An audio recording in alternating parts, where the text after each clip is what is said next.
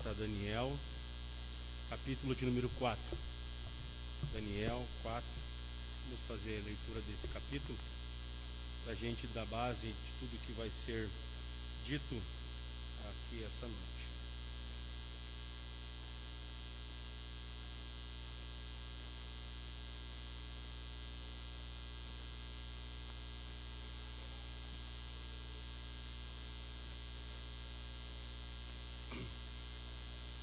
Daniel capítulo 4. Os irmãos acharam? Diz um sonoro amém.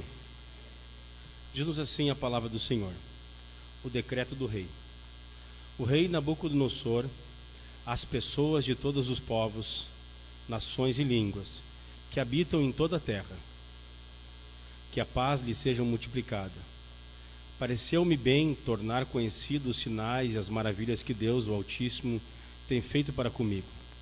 Como são grandes os seus sinais e como são poderosas as suas maravilhas. O seu reino é um reino eterno, o seu domínio se estende de geração em geração. Eu, Nabucodonosor, estava tranquilo em minha casa e feliz no meu palácio. Tive um sonho que me espantou. Quando eu estava na minha cama, os pensamentos e as visões que passaram diante dos meus olhos me perturbaram. Por isso, expedi um decreto, ordenando que fossem trazidos à minha presença todos os sábios da Babilônia, para que me revelassem a interpretação do sonho. Então, vieram os magos, os encantadores, os caldeus e os feiticeiros.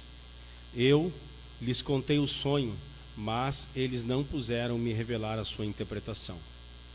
Por fim, apresentou-se Daniel, que é chamado Beltesazar, em honra ao nome do meu Deus.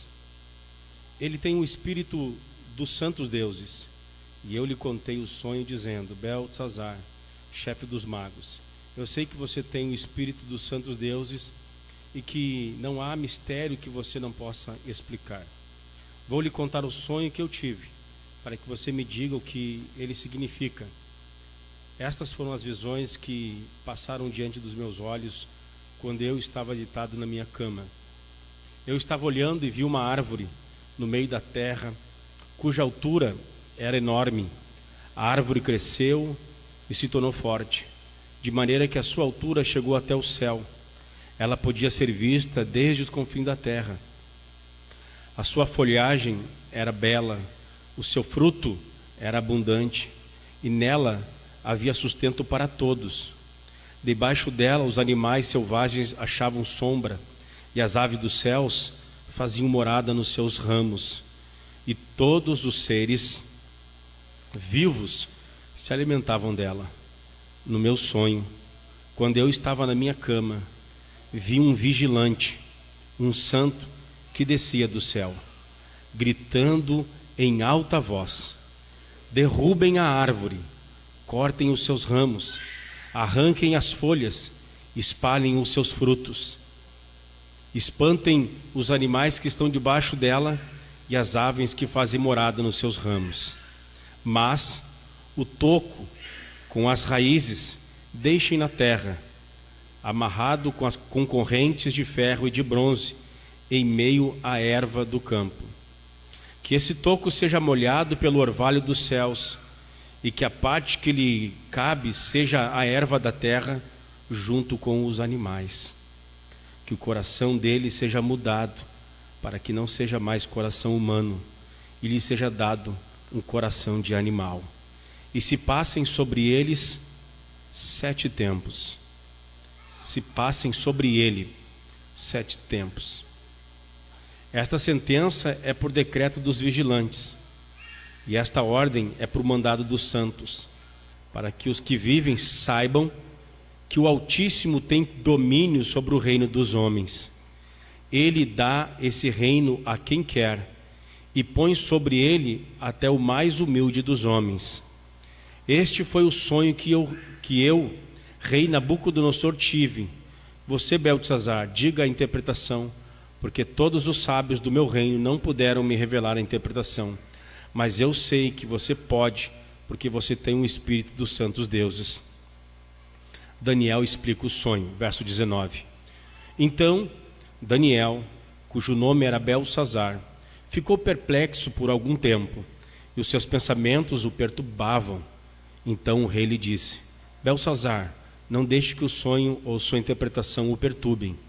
Beltsazar respondeu: Meu senhor, quem dera o sonho fosse a respeito daqueles que o odeiam, e a sua interpretação se aplica aos seus inimigos.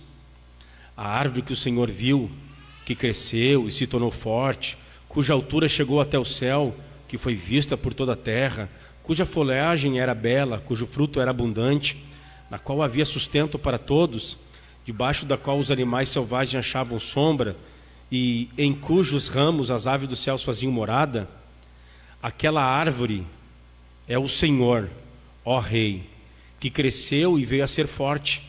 A sua grandeza, ó Rei, cresceu e chega até o céu, e o seu domínio se estende até a extremidade da terra. Quanto ao vigilante ou santo que o rei viu, que descia do céu e que dizia: cortem e destruam a árvore, mas deixe o toco com as raízes na terra, amarrado com correntes de ferro e de bronze, em meia árvore do campo, que esse toco seja molhado pelo orvalho do céu e que a parte que lhe cabe seja com os animais selvagens, até que passe sobre ele 7 tempos. Esta é a interpretação, ó rei, e este é o decreto do Altíssimo, que virá contra o meu Senhor, o rei. O Senhor será expulso do meio das pessoas, e a sua morada será com os animais selvagens. O Senhor comerá capim como os bois, e será molhado pelo orvalho dos céus.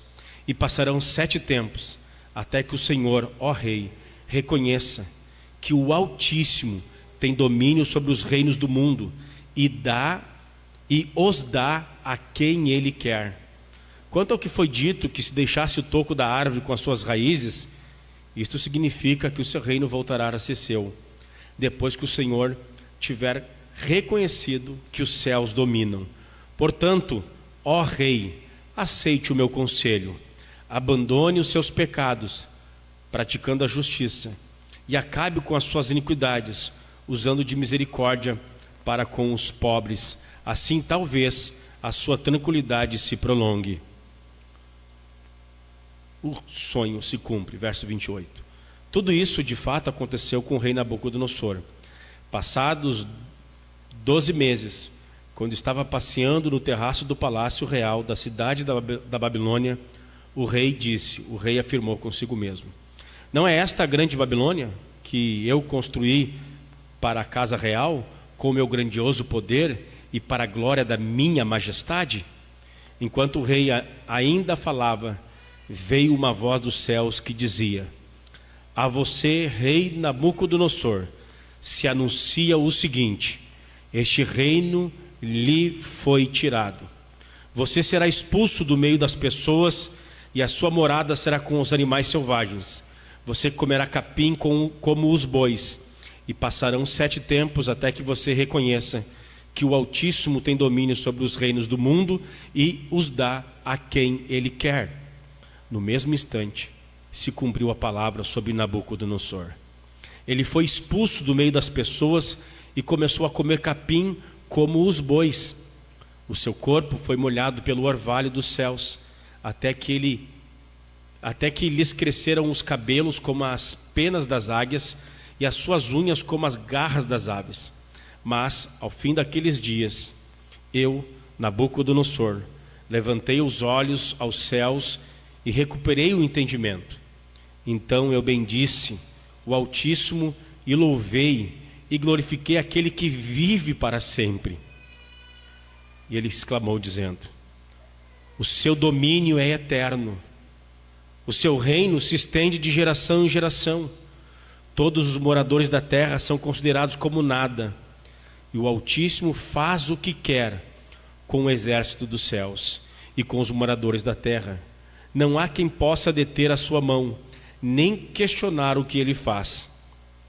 Neste tempo, recuperei o entendimento, e para a dignidade do meu reino, recuperei também a minha majestade e o meu resplendor.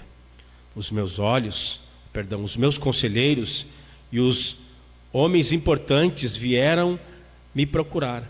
Fui restabelecido no meu reino e a minha grandeza se tornou ainda maior. Agora eu, Nabucodonosor, louvo, engrandeço e glorifico o Rei dos céus, porque todas as suas obras são verdadeiras e os seus caminhos são justos. Ele tem poder para humilhar os orgulhosos. Até aqui palavra de Deus, até aqui palavra do Senhor. Oremos mais uma vez. Pai bendito, nós lemos a tua palavra poderosa e pedimos que tu nos abençoe pelas expressões da mesma. Nós hoje vamos estar estudando o 26º livro do Antigo Testamento e pedimos a tua bênção, Senhor. Muito obrigado por ter aqui, o Senhor tem caminhado conosco. Muito obrigado, Senhor, porque tu tem aberto o nosso coração, a nossa mente para a Escritura, para a tua palavra. Muito obrigado, Senhor, pelo dom da palavra de Deus. Pedimos a tua bênção, Senhor. Dá-nos um ouvido aberto, um coração disposto para obedecê-lo, a obedecer a tua palavra. Abençoa a minha vida neste momento que estarei transmitindo alguma coisa deste livro para a tua igreja. E abençoa a tua igreja que está ouvindo aqui. No teu santo nome pedimos a tua bênção sobre tudo e todos. Que seja assim. Amém. E graças a Deus. Eu brincava com alguns irmãos ainda hoje. O que vamos falar de Daniel, né? Depois de uma série pregada aqui capítulo por capítulo, possivelmente vocês não ouvirão nada de novo, nada que já não tenha sido dito na série que nós fizemos. Mas, como o apóstolo Paulo, o gigante apóstolo Paulo diz que não se cansava de pregar a mesma coisa, não vai ser o pastorzinho da Mário Quintana que vai inventar a roda, ok? Então vou pedir que projetem ali. Nós vamos dar uma visão rápida sobre o livro de Daniel e depois vamos fazer algumas aplicações e vamos orar e vamos ir para casa abençoados, ok? Daniel apresenta Jesus como a pedra que esmiuça. O livro de Daniel apresenta Jesus como a pedra que esmiuça, ok? Vamos mais adiante. Tema do livro.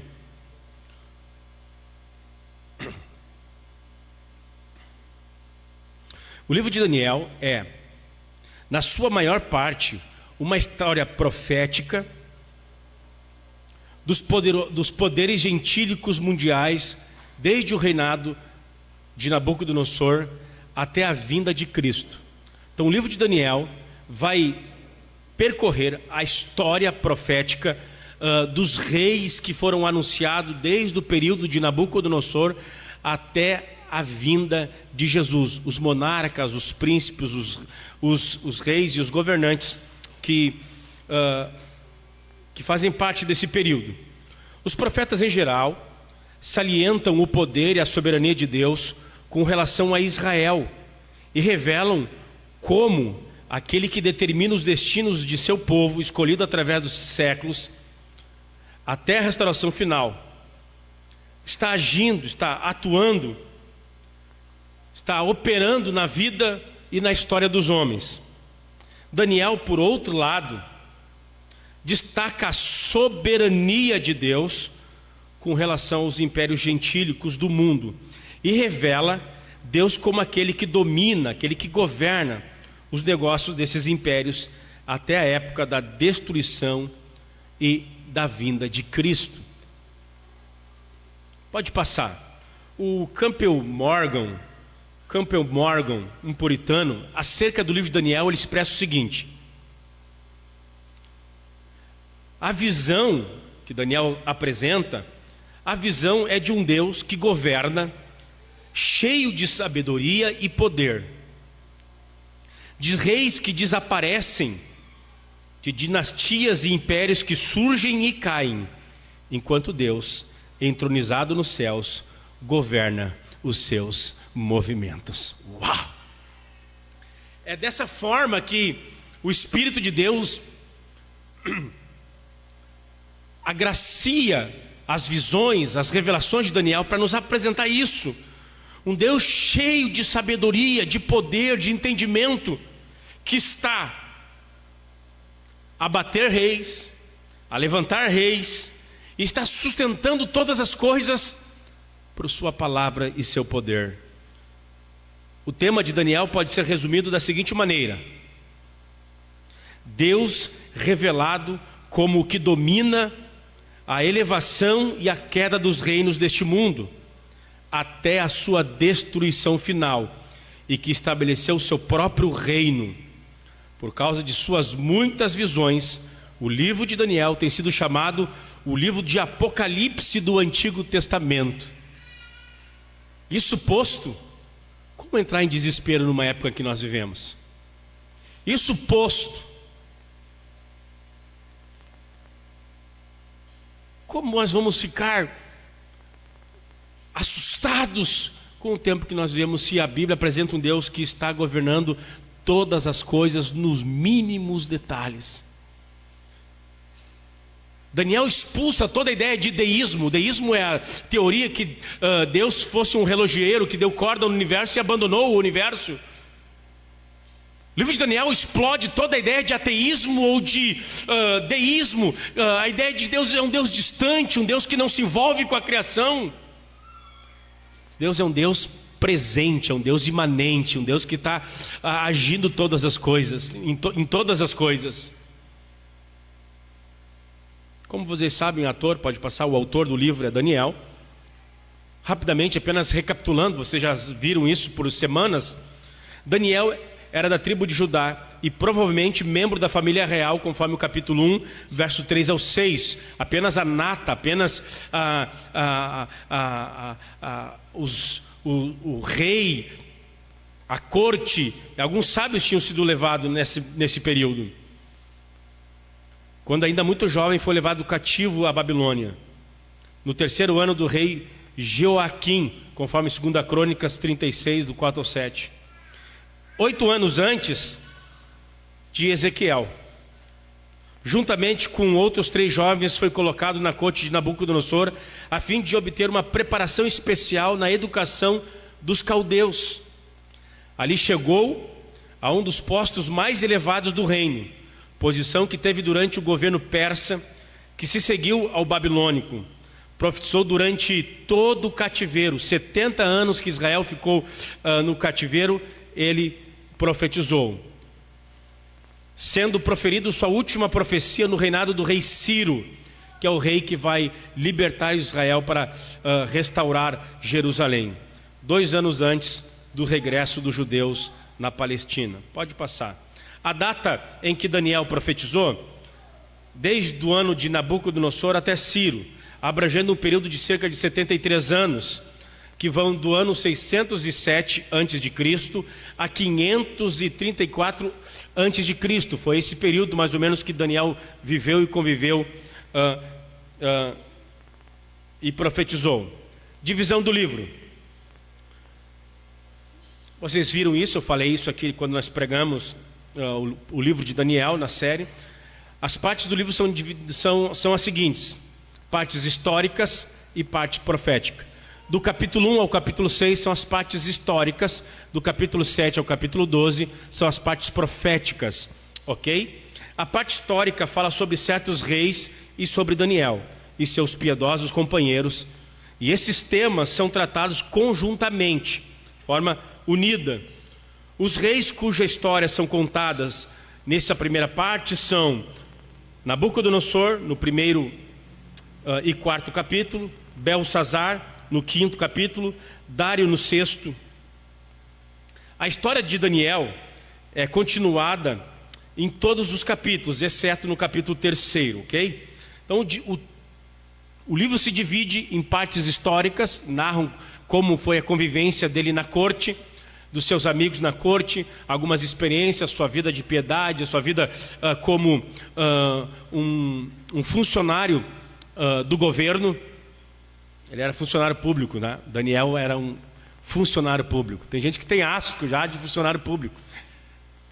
Tem como ser homem de Deus e homem público, sim. Não uma coisa não está relacionada à outra.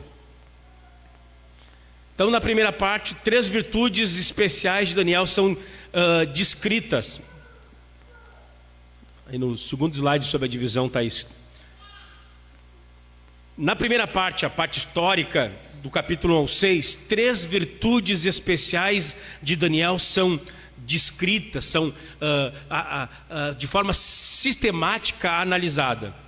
No capítulo 1, sua sobriedade e abstinência, a capacidade de ele ser um homem sóbrio, ter bom senso, ter juízo, e a capacidade de, em nome de Deus, se abster do pecado, se abster da idolatria, se abster de uma vida nababesca. Ele era um homem que, por causa da glória de Deus, ele abria a mão mesmo. Sua sabedoria e entendimento divino para discernir sonhos e mistérios, capítulo 2, capítulo 4 e o capítulo 5. E no capítulo 6 nós vemos um pouco da sua piedade. Ele orava ao Senhor, mesmo quando havia um decreto proibindo de ele ser um homem devoto, temente, piedoso a Deus.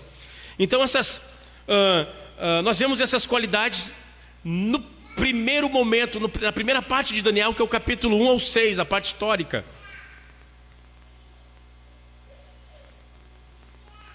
Então, na primeira parte, Daniel é enaltecido por sua sobriedade, prudência e piedade. Por meio desses testemunhos divinos, Deus concedeu autoridade a Daniel, de forma que as profecias que se seguiam podiam ser recebidas com atenção e respeito. Ele é alçado no reino como um homem sábio, como um homem piedoso, como um homem prudente. Nas histórias do capítulo 1 ao capítulo 6, a gente vê isso, para que quando ele falasse em nome de Deus, ele já tinha uma credibilidade, uma respeitabilidade, e ele fosse aceito. Deus, ele vai projetando as coisas para que o nome dele seja glorificado. Ele passa alguns perrengues para que o seu caráter fique em evidência, para que quando ele fosse falar, ele fosse bem respeitado naquilo que ele disse. Que coisa gloriosa.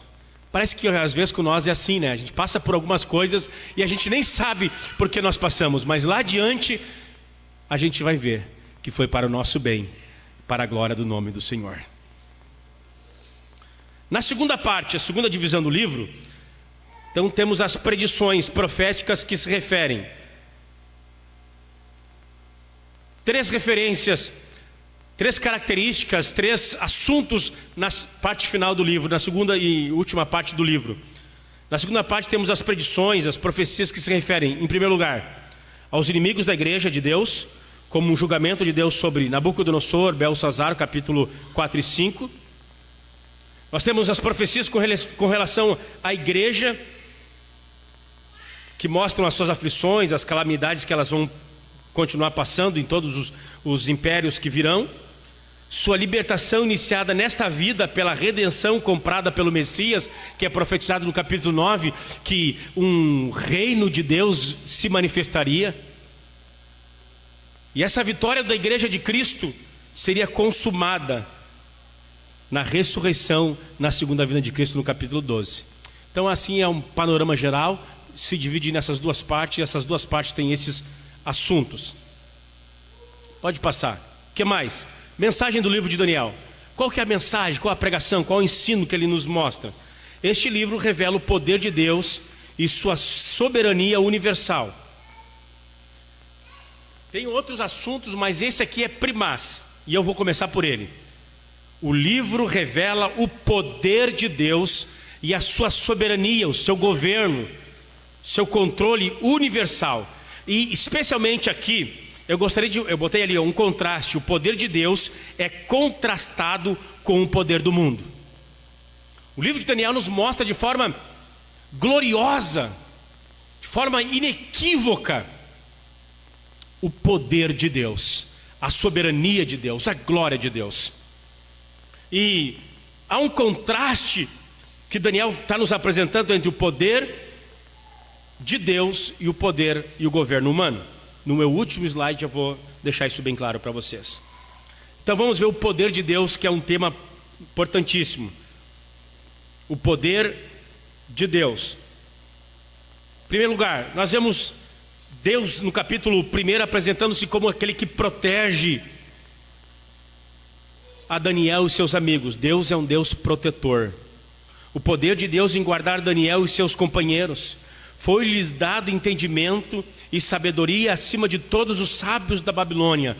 Deus manifestou o seu poder para guardá-lo. Daniel e seus amigos sobressaem sobre os demais, e o sucesso deles não estão em si mesmo. Eles comem uma raçãozinha bem simples, é água e vegetal. Eu não sei quem é que consegue viver comendo alface.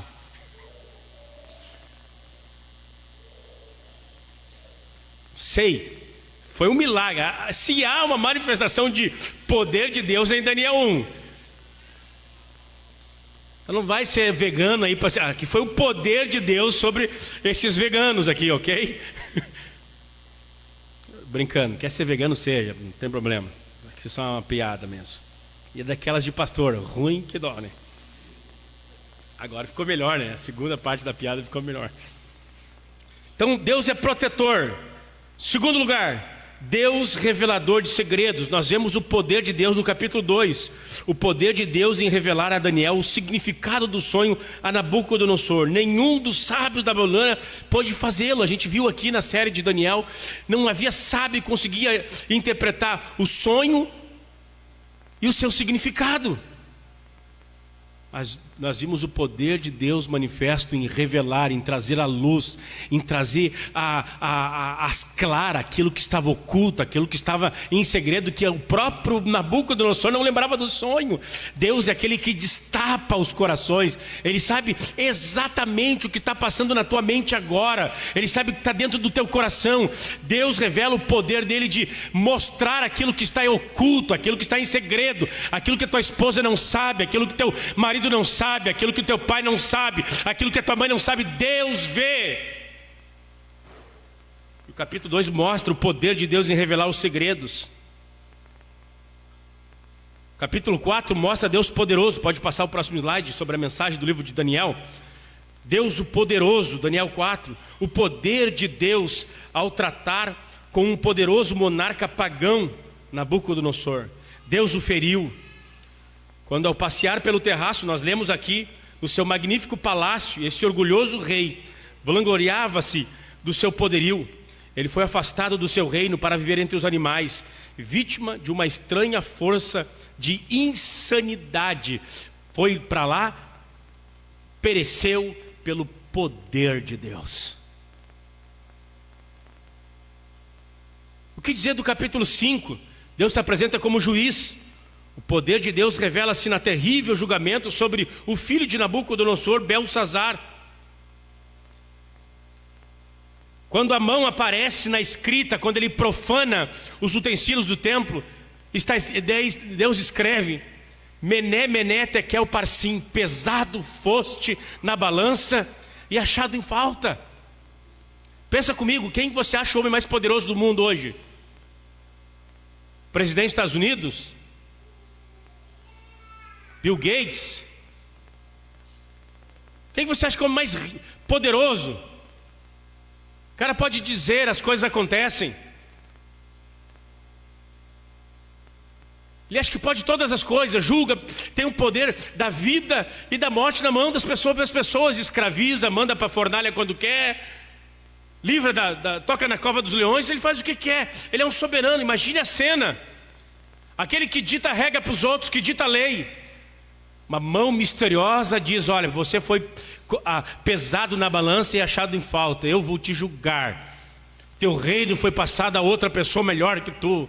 O poder de Deus é visto em Daniel como aquele que revela os pensamentos, aquele que é todo poderoso, aquele que julga, aquele que guarda, aquele que preserva. É uma chave para nós interpretarmos o livro de Daniel, é vermos essa manifestação da glória, da majestade, do poder de Deus. Nós vemos no capítulo 6 Deus como Deus todo-poderoso ao fechar a boca dos leões.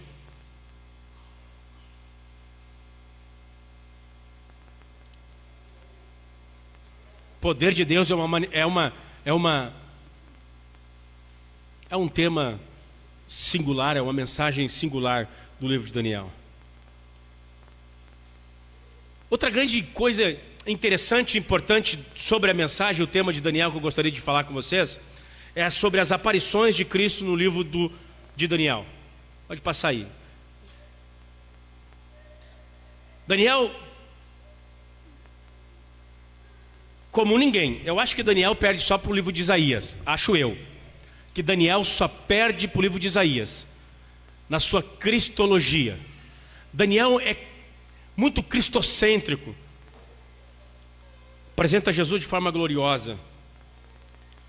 Cristo aparece 5 vezes na sessão histórica, sem contar as sessões proféticas. Primeiro, ele é a visão da pedra cortada da montanha sem uso das mãos em Daniel 2. Segunda aparição de Cristo, Jesus é aquele, o Filho de Deus, na fornalha ardente. Neste lugar são revelados os sofrimentos e as queimaduras dos servos fiéis, de quem deveriam ocorrer nos dias da perseguição. Sua coragem invencível no sofrimento e a presença de Cristo com eles, mudando a natureza do fogo, para que não parecesse um fogo atormentador, mas sim um lugar confortante e refrescante. Jesus é o 4º homem da fornalha. Ele é um filho dos deuses, o filho de Deus que está ali, que o rei diz, olha, um é semelhante aos filhos dos deuses, que está caminhando com os homens da fornalha. Foi o Senhor Jesus, de forma teofânica, que aparece ali. Jesus se apresenta em Daniel, 3ª aparição de Cristo, como aquele que cortou a árvore, que representa Nabucodonosor, que num outro sonho é chamado de vigilante, naquele sonho do capítulo 4, que o vigilante diz, olha, vamos cortar essa árvore. Esse vigilante é o próprio Filho de Deus, que julga os homens e as nações. A 4ª aparição, Jesus é a mão escrita que julga Belsazar. Em 5º e último aparição de Cristo, nós vemos ele na libertação de Daniel na cova dos leões. Isso prefigura a ressurreição. No capítulo 2, verso 20 ao 22, nós vemos a vida de Daniel brilhar como uma luz entre as trevas. Que vida devocional! Se sobressaiu entre os outros sábios, os demais mestres. A vida dele era uma luz que irradiava o conhecimento de Deus, o amor de Deus, a vida de Deus e a glória de Deus. No capítulo 3 nós vemos ele triunfar através das provações. Mesmo sendo piedoso, mesmo sendo um homem justo, ele ainda passou por provações. Armaram contra ele, lhe perseguiram, mas ele triunfou. Capítulo 5, verso 17, nos fala que ele foi recompensado pelo serviço, pelo trabalho que ele exercia, pela função que ele exercia no palácio.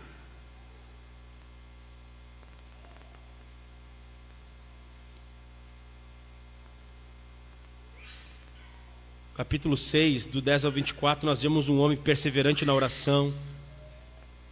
Orava 3 vezes ao dia, pela manhã, pela tarde e pela noite. Pela manhã, pela tarde e pela noite. Eu não tenho dúvida que eu vou falar para vocês. Eu sou um pastor cuja mensagem é para uma igreja atual, sobre a sua necessidade de voltar a acreditar na oração. Estava esses dias orando ao Senhor no meu quarto, ali na minha casa, e eu pensando sobre oração. Estou fazendo uma próxima série será sobre avivamento, e eu pensando sobre avivamento e oração. E o Senhor colocou no meu coração bem nítido isso. A minha igreja, o meu povo precisa voltar a acreditar numa vida de oração, numa vida de comunhão, numa vida em que eles vêm até mim, eu ouço, eu sou um Deus vivo, eu sou um Deus real, eu sou um Deus verdadeiro. Nós não estamos aqui perdendo tempo, nós estamos diante de um Deus real.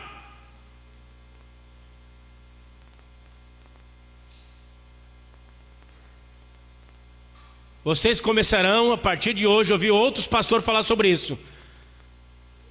Pois nós não somos a geração do avivamento, a geração de Davi, só a geração de Samuel, como se canta por aí, não. A gente é aquela geração que Timóteo diz: sabe tu, pois, meu filho, que nos últimos dias muitos apostatarão da fé, para ouvir ensinos de demônios, de homens que cauterizaram a sua mente. Nossa geração é a geração de apostasia, de incredulidade. As pessoas perderão Deus nos bancos da igreja. As pessoas estarão falando de amor sem amor, pregarão sobre esperança sem esperança, falam sobre oração, tem livros sobre oração, mas quem é que está orando? Quem está com seus joelhos dobrados? Quem está buscando o Senhor? Tem compêndio sobre jejum, mas quem está jejuando? Daniel era um homem que, a despeito do decreto do rei, dos empecilhos que fosse, até mesmo com o risco da sua própria vida, não, eu vou me dobrar diante de Yahvé, eu vou me dobrar diante do eu sou, Jeová é o meu Deus, eu vou orar a ele. Os seus inimigos viram ele, o delataram, o denunciaram.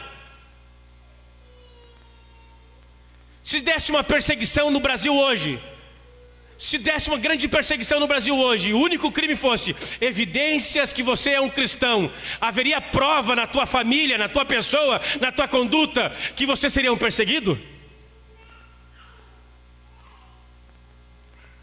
Se desse uma perseguição no Brasil hoje, e a única cláusula seria: olha, prendam pessoas que são realmente cristãs, que amam ao Senhor, que têm o caráter de Cristo. Há evidência na tua vida, na minha família e na tua família.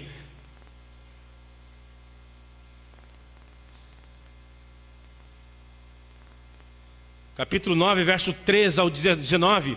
Daniel era um homem que andava de joelhos e o quebrantamento diante do Senhor. Ele confessava os seus pecados a Deus.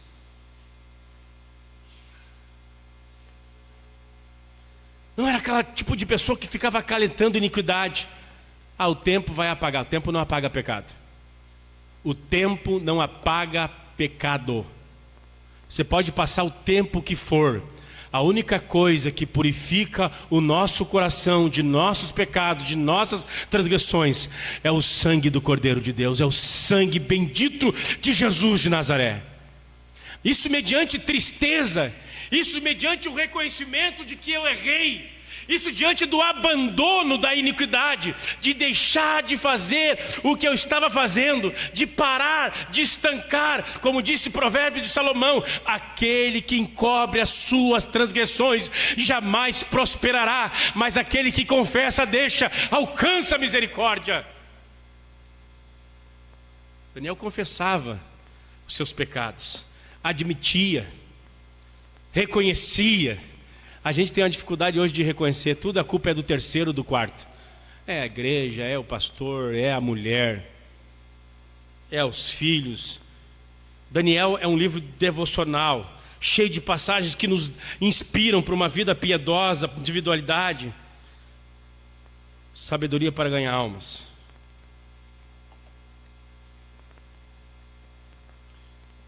Falei bastante. Vou concluir com esse último slide aí. Pode colocar, não sei se vai, como é que vai ficar. Eu fiquei imaginando como é que ficaria no telão isso. Ficou mais ou menos. Eu gostaria de terminar essa reflexão panorâmica sobre o livro de Daniel, dizendo que o livro de Daniel nos apresenta a transitoriedade e a ruína do governo humano. A profecia de Daniel nos fala de Cristo, como nós vimos, No capítulo 1, ela nos fala sobre o pecado de Israel. Israel está indo para o cativeiro porque transgrediu, porque pecou contra o Senhor, abandonou o Criador, e é por isso que está indo para o cativeiro. Capítulo 1, verso 1 diz: no ano 3º do reinado de Joaquim, rei de Judá, Nabucodonosor, rei da Babilônia, veio a Jerusalém e a sitiou. O Senhor entregou nas mãos deles a Joaquim, rei de Judá, e alguns dos utensílios da casa de Deus. Nabucodonosor levou esses utensílios para a terra de Sinar, para o templo do seu Deus, e o pôs na casa dos tesouros do seu Deus. O Senhor entregou o povo dele para ficar 70 anos no cativeiro por causa da idolatria, por causa das suas iniquidades, das suas abominações, porque abandonaram o Criador. Daniel nos diz que o pecado não compensa. O pecado levou à destruição da cidade de Jerusalém. O pecado levou ao cativeiro. Daniel nos fala sobre isso. Mas em último lugar, gostaria de chamar a atenção de vocês, especialmente no momento em que nós vivemos, político, social, econômico, em que nós vivemos. Daniel nos fala sobre a transitoriedade e a ruína dos governos humanos. No capítulo 2, ele tem um sonho da estátua de Nabucodonosor. E aqui não vai ser o cristianismo através do século, fica tranquilinho, tá? Fica seguro nos bancos aí que... Ele vê então essa grande estátua, que é o governo humano,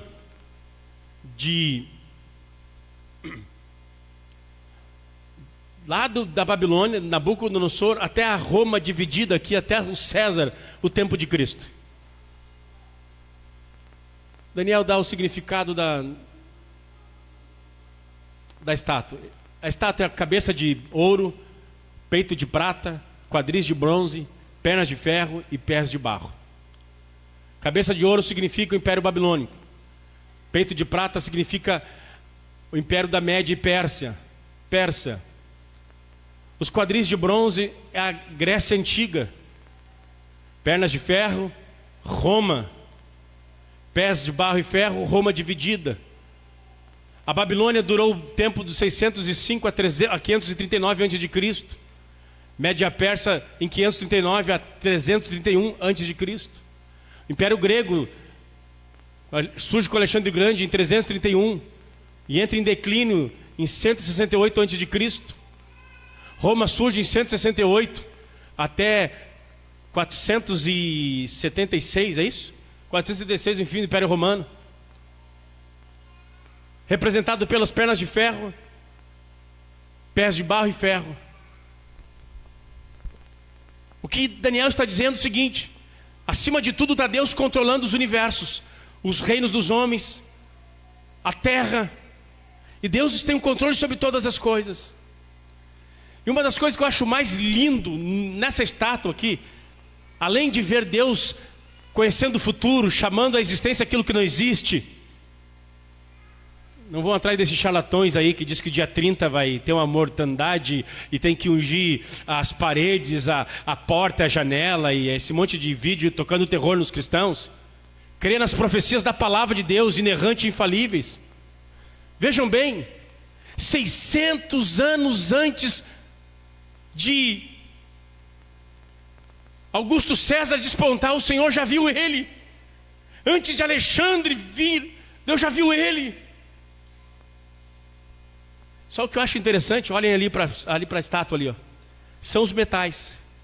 Os metais começam de ouro, daí vai caindo para prata, para bronze, para ferro e para barro. Este mundo não está em ascendência. Este mundo está em decadência. O governo do homem não está, ele está evoluindo, ele está ascendendo, não, meus irmãos. O governo dos homens está cada vez mais ruindo, pois essa terra será do Rei Jesus. Bendito seja o nome do Senhor. A nossa saída não está na política, a nossa saída não está na cultura, a nossa saída não está na filosofia, não está no governo humanos, seja da América do Norte, seja América do Sul, seja do Oriente. O mundo está esperançoso atrás de um homem ou de uma mulher, alguém que saberá governar as coisas. Meus irmãos, a Bíblia está querendo nos dizer, nos apontar que o governo, a esperança no governo, ela é uma esperança que vai ser frustrada. Este mundo está caminhando para uma destruição. Este mundo está caminhando ao final. Bendito seja o nome do Senhor.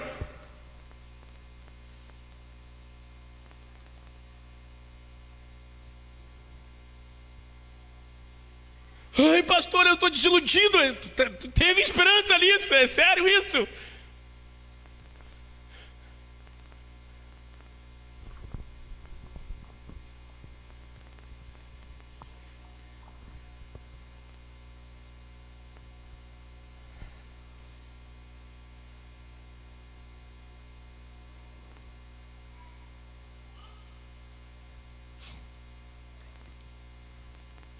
Sem pessimismo. Eu tenho vontade até de rir, vocês já notaram que estou bem feliz, já estou bem animado já pregando. Sem pessimismo, sem nenhum sentimento mórbido, sem um momento insano, louco. Eu digo isso, este mundo está caminhando para a destruição.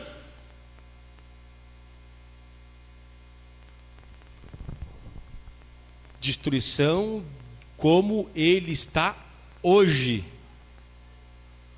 Pecado, enfermidade, morte, desgraça. Mas Daniel diz que no tempo desses reis, capítulo 2, verso 43, no tempo desses reis virá um rei que reinará e o seu governo não terá fim. Nós vimos aqui o Marcelo pregar sobre o reino de Cristo, um reino de paz, de perdão, de justiça, onde não haverá mais morte, não haverá mais pranto, não haverá mais luto, não haverá mais decepções. O reino de Deus.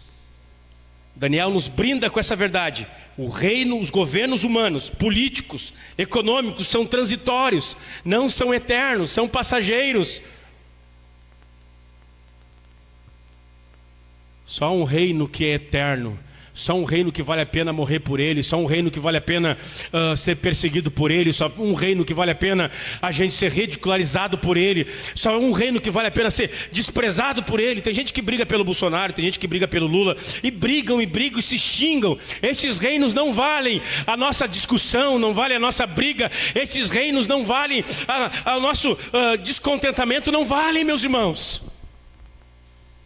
Eu acho que quando eles estavam quase se reconciliando, da eleição de 2018, as famílias brigaram bastante.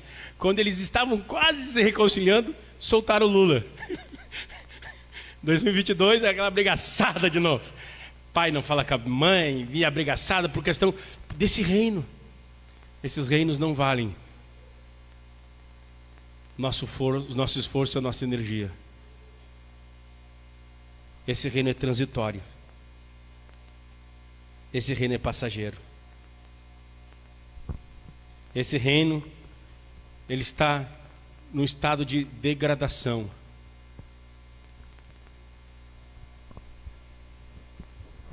Vamos estar em pé no nome do Senhor.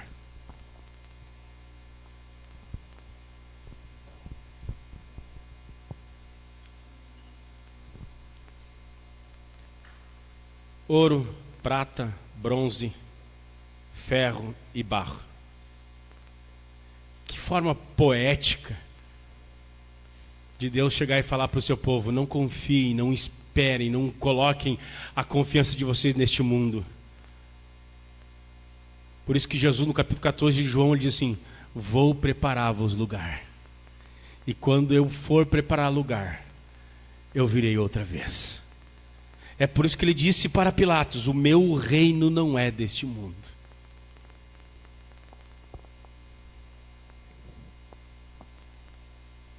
Não pense que eu estou feliz pela tristeza, pela angústia. Essa semana eu perdi um amigo de infância. Mas tudo indica, meus irmãos, que as coisas vão piorar.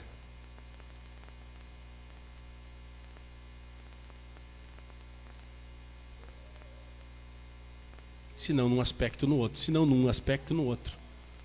Esse mundo, ele está caminhando para o final. Só que na ponta dele, assim como lá no início, estava nosso Deus, lá na ponta está o Filho de Deus, para reinar sobre aqueles que o receberam e para julgar e condenar aqueles que o rejeitaram. Isso posto, qual a importância que você tem dado a este mundo? Tem gente que abandona a igreja, abandona o evangelho por causa deste mundo. É sério isso? Este mundo que está indo para o julgamento, este mundo que está indo para a condenação, este mundo que está indo para uma punição eterna, é sério mesmo?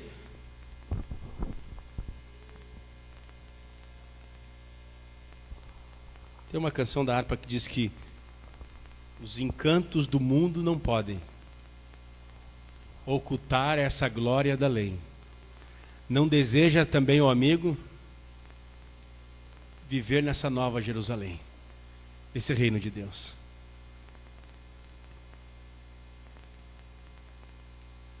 E hoje eu vim meio cantorio, né? Tem uma outra canção. A gente, em vez de desejar algo tão grande, tão glorioso como a glória de Deus, nós nos contentamos com ninharia, com coisas pequenas, com coisas triviais, com coisas fúteis. Daniel vem nos dizendo que este reino é um reino que está se deteriorando. O governo humano, a glória humana, o poder humano, a filosofia humana, o conhecimento humano, a cultura humana está se degenerando, ela está perdendo cada vez mais o seu valor. Nós devemos colocar os nossos corações naquilo que é eterno, naquilo que é imutável, naquilo que dá vida, naquilo que carrega a imagem e a glória de Deus. Onde é que está o teu coração?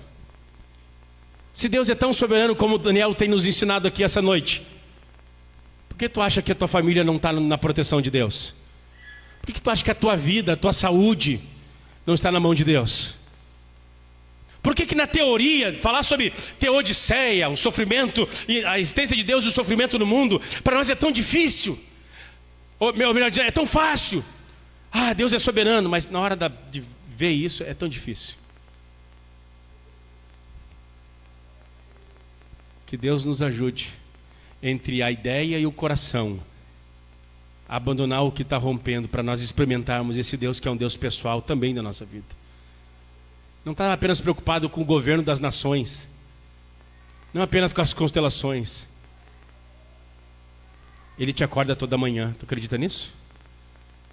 Ele te acorda toda manhã.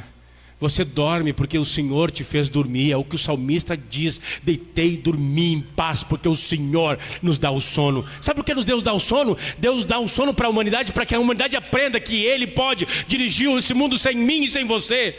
Ele nos dá o sono para que a gente entenda que um dia nós dormiremos e esse mundo continuará avante sem nós.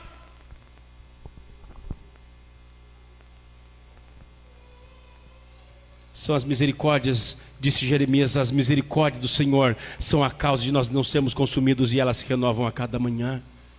Se Deus está controlando tudo, Ele viu todos os reis, até a vinda de Cristo.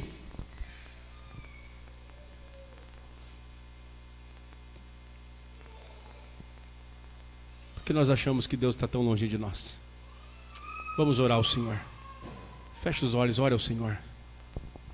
Deus de Daniel está nesse santuário essa noite. O Deus de Daniel está nesse santuário aqui essa noite. Bendito Deus e Pai. A doutrina da tua soberania, do teu controle, da tua administração sobre tudo e todos, ela é sobremodo magnífica para nós. Para uns é pretensioso demais acreditar em ti dessa maneira. Para outros acham arrogância.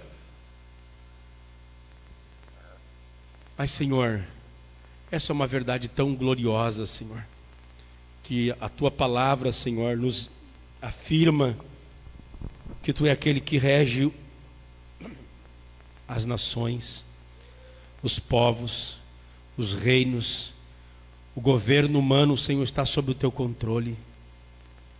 E é por isso que nós podemos orar ao Senhor para pedir que o Senhor mude, pois o Senhor é que tem o controle. É por isso que nós podemos orar para que o Senhor mude as mazelas desse mundo, Senhor, pois esse mundo está no teu controle.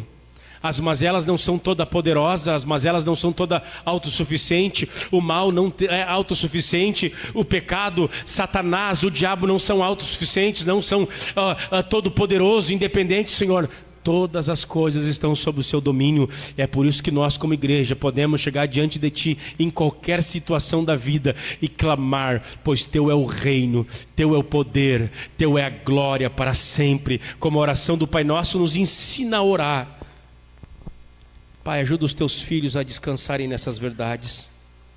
Ajuda-nos a entendermos que nós não precisamos trilhar o caminho que Nabucodonosor aprendeu da disciplina, do castigo, do juízo, Senhor, mas que nós possamos, ó Deus, reconhecer em fé, esperança e amor a Tua sabedoria, o Teu poder, o Teu domínio, o Teu governo, o Teu controle, Senhor. Ó Deus, não deixe os nossos corações ficarem presos nessa terra. Despreenda o nosso coração, despreenda os nossos olhos dessa terra, Senhor, despreenda a nossa mente, Senhor, dessa terra, no sentido de algo pecaminoso que nos afaste de Ti, Senhor. Nesse sentido, nós vivemos deste mundo, nós somos seres deste mundo, Senhor, nós devemos Te honrar neste mundo, Senhor, mas não deixa que este mundo nos faça desonrar ao Senhor. Por Cristo Jesus, abençoa os Teus filhos que chegaram aqui cansados, desanimados, que Tu os fortaleças, os encoraja. No nome do Senhor pedimos a Tua bênção, que seja assim.